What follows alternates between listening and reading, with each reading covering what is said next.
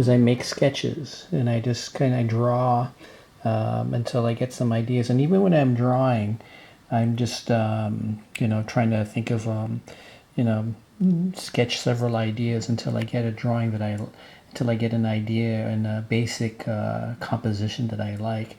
After I kind of do a soft sketch, then so these are basically just thumbnails. So if you take a look, and then after I do that, I take a cheap scratch piece of paper and then I do a more polished drawing. So I take my drawing and I bring it to the printer.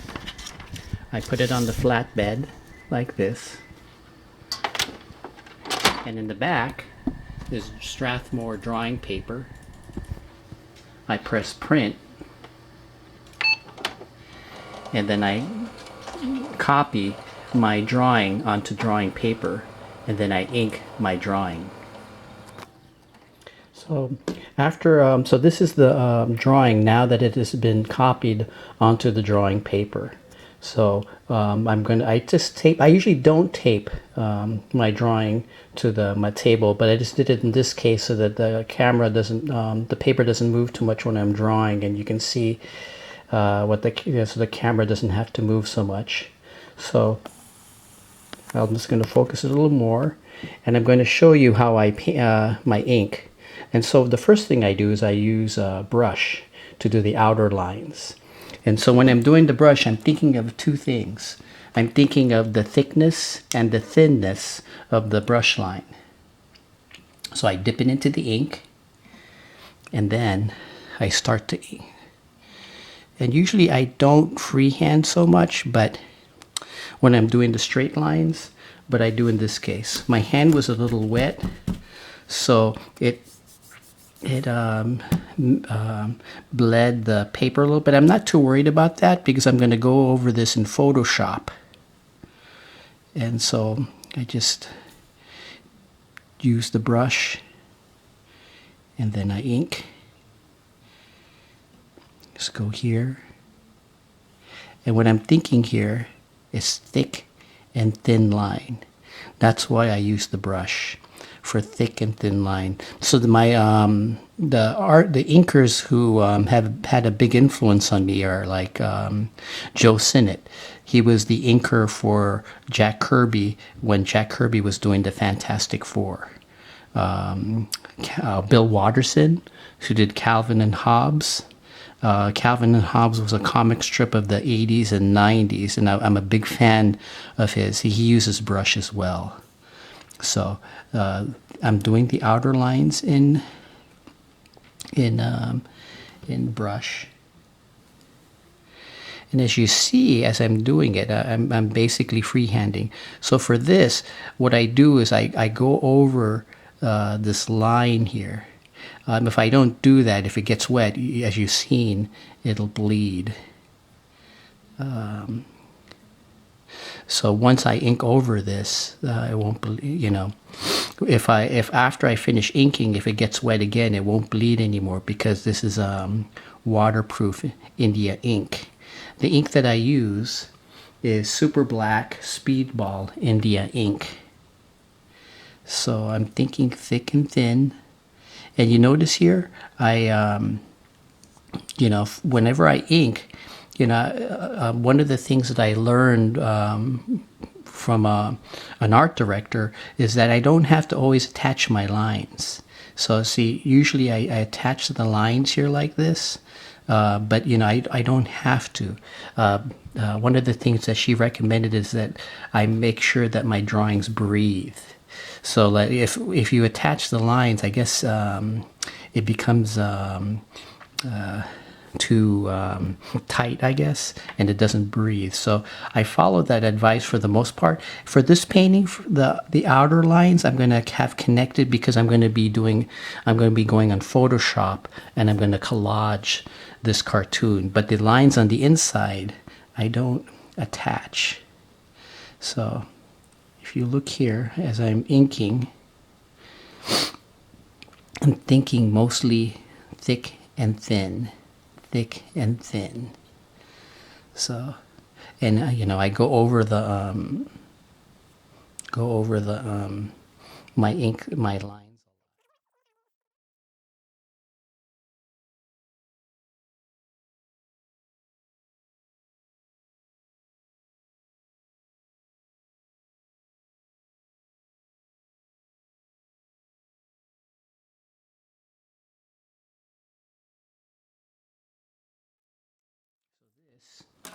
This pen nib I use for thinner lines, and then I use this pen nib for the thinnest lines. So let's say I want to do the eyes. Dip it into ink, and then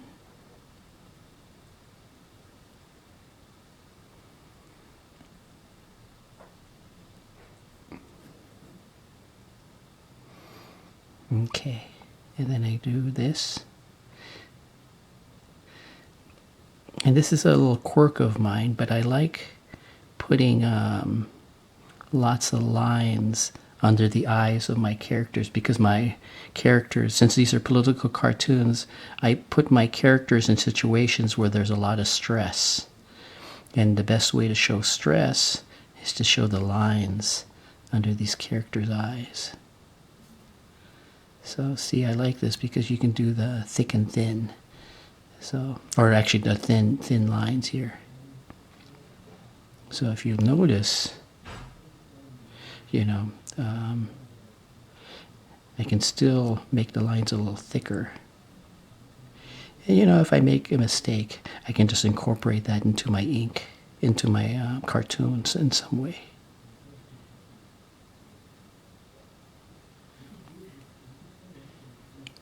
Yeah. So most of the cartoonists of the past inked in this way. Herbert Bloch, the political cartoonist for the Washington Post, Paul Conrad, most of the old school cartoonists worked in this way. So I'm very much an old school cartoonist. So a lot of the younger cartoonists use rapidograph pens and then go on Photoshop, or they go to Illustrator and then they do their work there. But now for me, I'm more old-fashioned. So for the letters here, you know,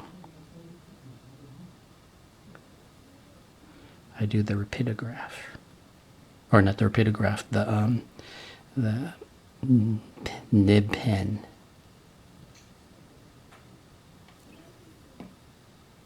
So, and I go slow.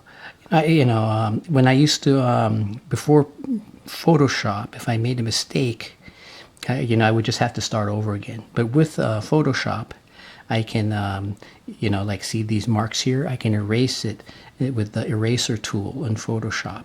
So I'm not as worried about mistakes as I was before. Okay, and if you notice the background, I'm gonna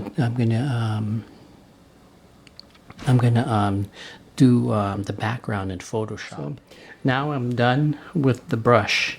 Now, if you notice, I made a few mistakes. I could do Photoshop and clean that up, but I decided just to use a white titanium paint and paint over the little mistake I made there, and I inked over with the F. And I also did that a little bit there. I can still go to Photoshop. If I scan and it still looks a little bit rough, I can go to Photoshop and I can use the paintbrush and just wipe that over. So here and here I made some mistakes, but I tried to fix it up. I think I was just being impatient. So the next thing I'll do is I'll use this pen nib and this pen nib, and I'll start doing the detail work. I like this particular pen because it has for the more detailed work, and I'll use this for the more thicker lines. So I'm going to do this for the hair. So when I'm doing this, I like cross-hatching. So a lot of my favorite artists are cross-hatching artists. So like Garth Williams, the artist who does who did the illustrator who did Charlotte's Web and Stuart Little. I like Pauline Bain. She's the illustrator of The Lion, the Witch, and the Wardrobe, and those other C.S. Lewis Narnia books. And I'm a huge fan of John Tenniel. John Tenniel was the illustrator for Alice in Wonderland and Through the Looking Glass. So, as well as those artists, there's a lot of comic strip artists who do cross hatching as well. There's an artist called George Herman who did a comic strip called Crazy Cat that I'm a big fan of, and he does that kind of cross hatching style. There's a 1930s artist called Harold Gray. Harold Gray did a comic strip called Little Orphan Annie, and he does a lot of that cross hatching style. A 1960s artist who was who was deeply influenced by Harold Gray was Robert Crumb. Robert Crumb did these sort of alternative comic books that had a lot of cross hatching. So and so he would do a lot of this kind of cross hatching style. And I guess the last artist that I would recommend is a children's book illustrator, Maurice Sendak. He's the illustrator of Where the Wild Things Are. So if you notice, I'm just doing little bits of cross-hatching here. When I'm doing the cross-hatching, I'm thinking a lot of shadow and form and stuff, so, and texture. So it's I think when I see comics, or when I see black and white ink work with lots of texture, I find those types of illustrations very interesting. So I try to incorporate that into my own work. And the cartoonists and illustrators that I just mentioned, I copied, and kind of incorporated a lot of their style into my work. So as I'm cross-hatching, one of the things I'm thinking about is popping the illustration out. So you see here, I can also do cross-hatching here. And so there's a thing called spot blacks, and spot blacks is where you put little areas of black to pop out the drawing. So in this particular drawing, I'm going to be putting a little bit of darkness over here with the cross hatching. Over here, here. Just spots of black. Without the spot blacks, it's kind of flat. But once you put some spot blacks, the painting gets popped out.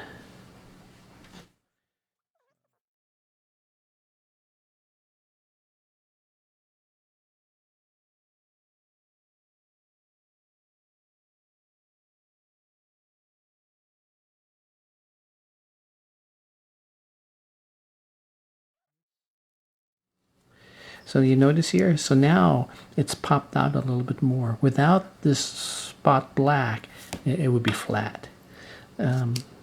Using this, I can add some dots here because I know to add texture to the box. There's there used to be an overlay that called Ben-Day that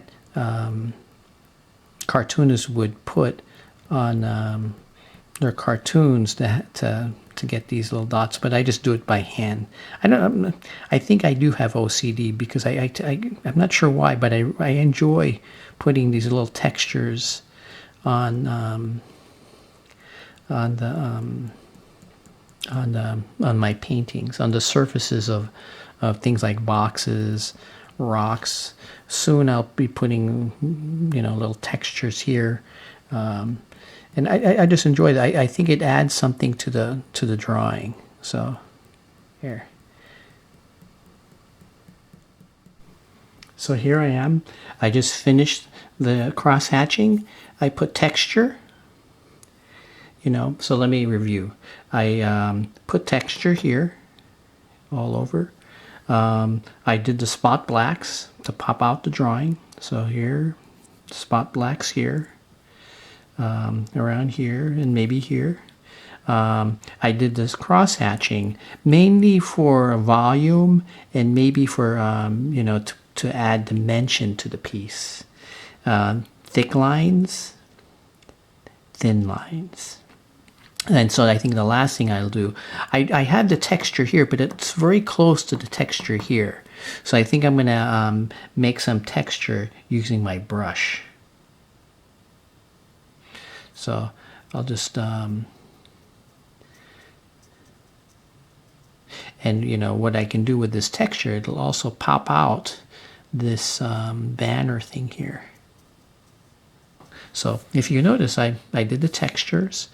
And I'll show you. I'll put whiskers on him. I like my characters to be a bit bedraggled and stuff because I do a lot of cartoons that focus on economic inequality and the effects of economic inequality on the poor and the working class. So here.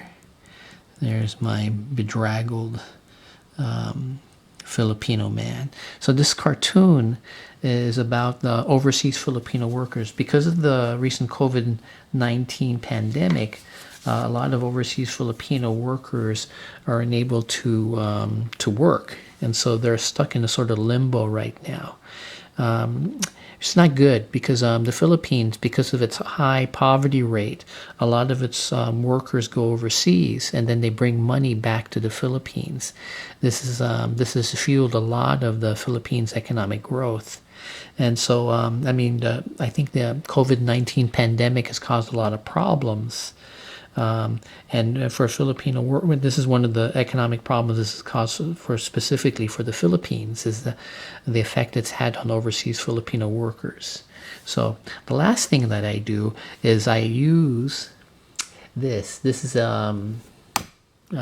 litho crayon, and what the old editorial cartoonists used to do is use the litho crayon just for shading and stuff. And I already have shading here, but I just like this effect with the litho crayon. Herblock,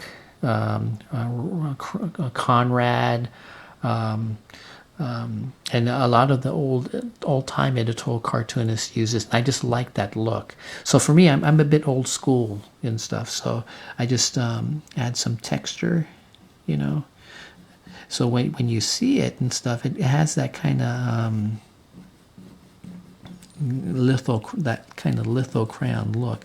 I just like that look because it has that look of the old time cartoons, and I just love the craft of those old cartoons and stuff. So I don't do it that much and stuff. For the most, I do all this work in cross hatching, so I let the cross hatching do a lot of the work, but I just do this because for like little spots. So here, maybe here a little bit, here. But I don't do the whole thing and stuff. But I just do just little touches where I use the litho crayon, and then I just like that look. It's an old-fashioned type look. So, maybe I'll just do.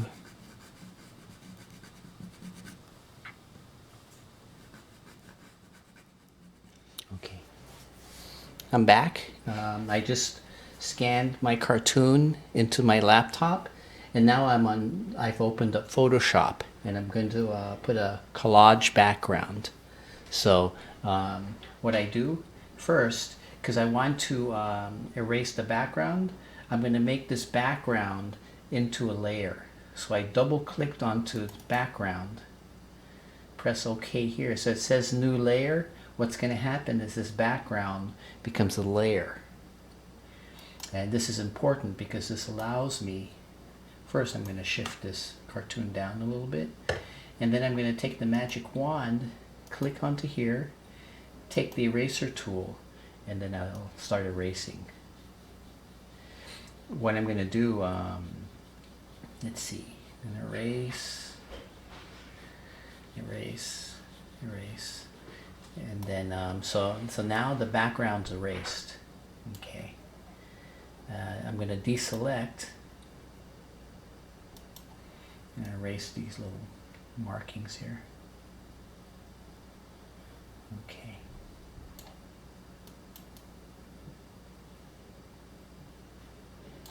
Okay. But if you notice here in the lettering, the O, the you know, it's still, it's not you know, it's not. Let me zoom in and show you.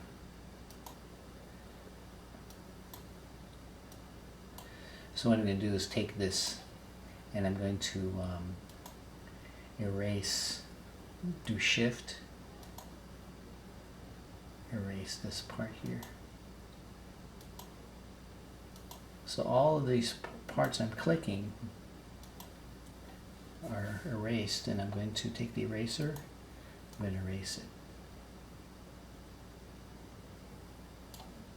Okay, deselect, and I'm going to go back to zoom out.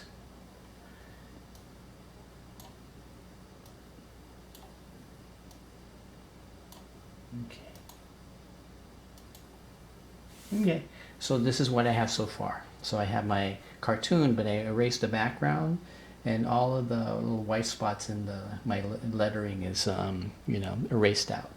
So what I do now is I go to my folder. What I've been doing is you know, I go take photos. This is kind of a weird thing, but I take photos of the sidewalk. If I see a nice texture that I like, that I thought make a cool background, I just take a photo, a black and white photo of the little piece of the sidewalk, and then I save it in my computer. So I guess I'll do this one. So I take this, I drag it onto here, and now this background is on my computer. And click it like that. And what I can do is I can put that layer below this layer. So now, you know, I go to the filter, and you know, I can do this. You know, there's different types of, I can speckle, regular. So this gives you a preview of what the filter will look like. I can make it more intense, less intense. You know, I can contrast.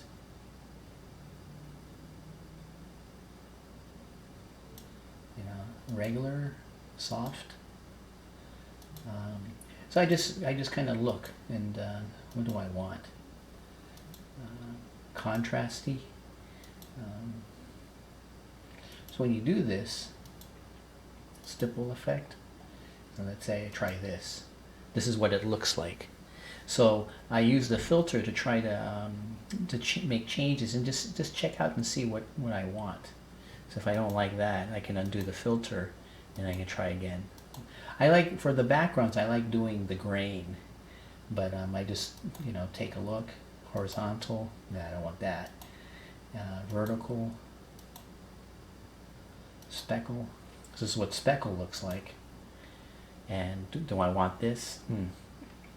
So I just take a look, and I experiment with various different types of filters to see what I like the best.